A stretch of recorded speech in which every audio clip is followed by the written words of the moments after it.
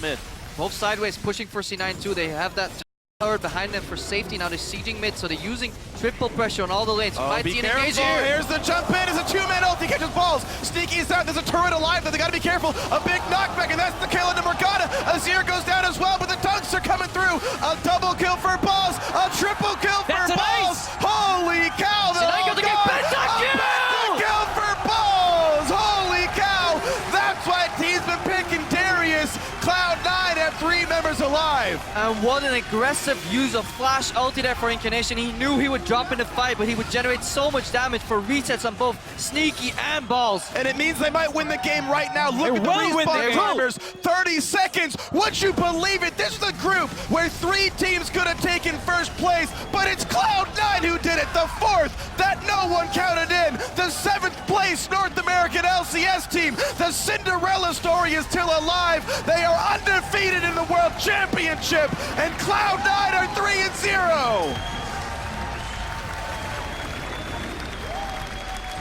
If you told me that C9 would get a pentakill, I would say, okay, it's Incarnation or Sneaky. But Balls. But Balls gets it. He had a great game. It didn't fall behind early because he got that massive wave in the top lane. And then in this last team fight, Fnatic even jumped him. Huni ulted onto Balls, the big tank. But then we see the power of Darius. Once he gets rolling in those fights, he gets the first kill, second kill, third kill, fourth, and then the pentakill in the end. C9 finally feel like a team again.